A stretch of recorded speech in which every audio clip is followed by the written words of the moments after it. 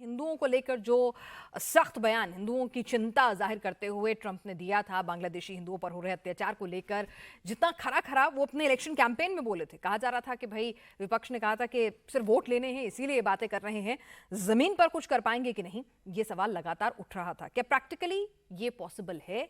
क्या अमेरिका की नीति में चेंज आ सकता है? बांग्लादेश के प्रति अमेरिका की क्या कुछ नीति रहेगी? बांग्लादेश के प्रधानमंत्री मोहम्मद यूनुस ने ट्रंप की जीत के बाद जो बयान जारी किया उसमें उन्होंने कहा कि ट्रंप ने समाज में शांति और एकता को लेकर जो बात कही थी, बांग्लादेश की सरकार उस पर काम करेगी। ट्रंप की जीत पर मोहम्मद यूनुस का चिंतित होना भी लाजमी है। उन्हें क्लिंटन का करीबी माना जाता है। 2016 में ट्रंप पहली बार राष्ट्रपति बने, तब मोहम्मद यूनुस ने कहा था कि ये एक ग्रहण है और उन्हें उम्मीद है कि ये ग्रहण दोबारा नहीं लगेगा। लेकिन ट्रंप तो फिर जीत गए हैं। वहीं डोनाल्ड ट्रंप और उनकी पार्टी को शेख हसीना के करीबी माना जाता है। ऐसे में बांग्लादेश को लेकर अमेरिका के रुख में क्या बदलाव होगा? क्या बांग्लादेशी हिंदुओं पर हो रही हिंसा पर वाकई में रोक लगेगी? यही सवाल लगातार हम अभी ब्रेक से पहले भी पूछ रहे थे, जिसका जवाब डॉक्टर बरई ने दिया। इसी पर हम रेणु टंडन जी के भी, अनु टंडन जी के भी व्यू पॉइंट जान लेते हैं। प्रिया टंडन जी, माफ कीजिएगा, प्रिया टंडन जी, आपसे समझना चाहूंगी इसी सवाल के साथ कि भाई शेख हसीना ने अपने इस हालात के लिए, डीप स्टेट के लिए इशारों इशारों में किसको जिम्मेदार ठहराया था, ये सब जानते हैं। तो ऐसे में अमेरिका की नीति में कुछ बहुत बड़े मेकशिफ्ट हम उम्मीद लगा सकते हैं? मैं सोचती हूँ कि ट्रम्प बिल्कुल नीतियों के फर्क मैं सोचती हूँ कि ट्रम्प जो है नीतियों में जरूर फर्क लाएंगे। इसलिए नहीं लाएंगे क्योंकि ये चीज सही है कि गलत है। ये इसलिए लाएंगे कि अगर अमेरिका इन चीजों में हिस्सा लेता है तो उसकी स्ट्रेंथ भी दिखती है, कि उसका एक इन्फ्लुएंस है जिसकी वजह से ये चीजें उस पार्ट ऑफ द वर्ल्ड में हो रही हैं। और हम लोग को ये भी ध्यान देना चाहिए कि ट्रम्प प्रेसिडेंट बनने के पहले एक बहुत सक्सेसफुल बिजनेसमैन थे।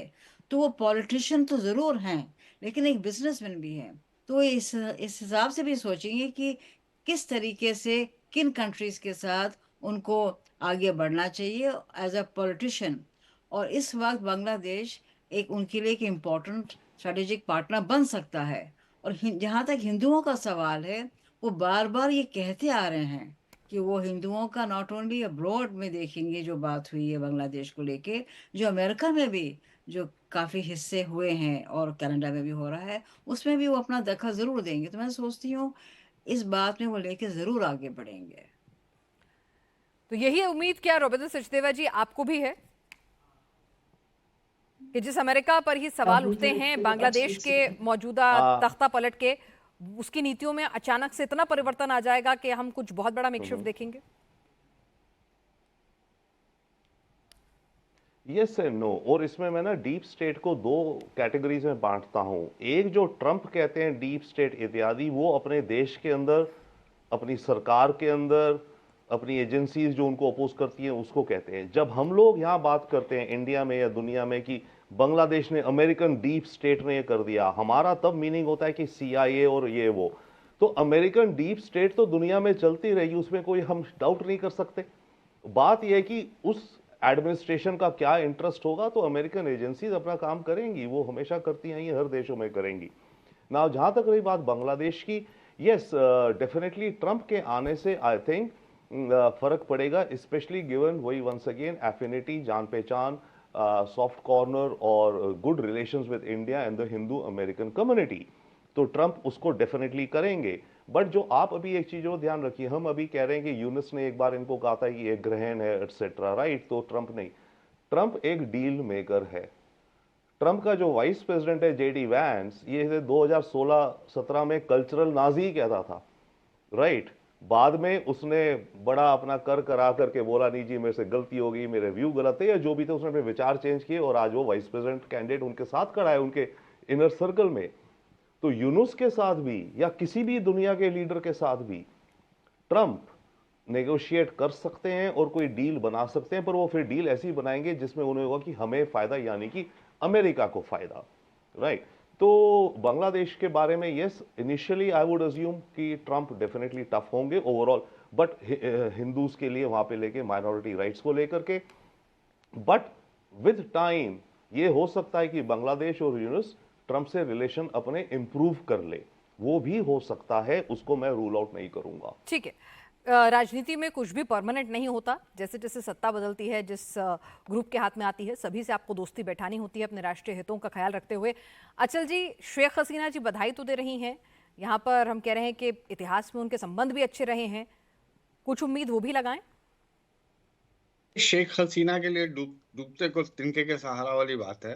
वो जिस हालात में यहाँ हैं और जिस हालात में उन्हें ना अमेरिका में आने दिया गया, ना यूके में आने दिया, ना यूरोप में कहीं उन्हें एक्सेप्टेंस हुई, तो जाहिर है ये एक मौका भी है, दस्तूर भी है, तो उन्होंने बधाई दी। इस उम्मीद से दी होगी कि शायद डोनाल्ड ट्रंप, जो इस बात के लिए जाने जाते हैं कि वो पिछली सरकारों की पॉलिसीज को टोटली यू टर्न 360 डिग्री बदल देते हैं, शायद वो उनकी मदद कर सके वापस बांग्लादेश जाने में और या वापस वहाँ सत्ता में आने में। बट ये उनकी उम्मीद है। जैसे ज़ेलेंस्की है, ज़ेलेंस्की ने भी यही कहा, उसने उम्मीद जलाई। हालांकि ज़ेलेंस्की जानता है कि उक्रेन रशिया वॉर को लेके डोनाल्ड ट्रंप के व्यूज वो नहीं है जो बाइडेन सरकार के थे। तो मुझे लगता है ये इस पे हमें ज्यादा कोई सोचना नहीं चाहिए कि उन्होंने क्यों किया। तो बनता था, मौका था, दस्तूर था। बाकी बात रही हिंदू एट्रोसिटीज के लिए, वो क्या करेंगे वहां से बैठ के। इलेक्शंस के दौरान हिंदू कम्युनिटी को अपीस करने के लिए उन्होंने एक एक्शन लिया। अगर हम ये सोच रहे हैं कि हिंदू एट्रोसिटीज जो हो रही है हिंदुओं के खिलाफ बांग्लादेश में, उसको लेके डोनाल्ड ट्रंप बांग्लादेश पे कोई सैंक्शंस लगा देंगे, तो I think we are living in fool's paradise. कुछ ऐसा होने वाला नहीं है।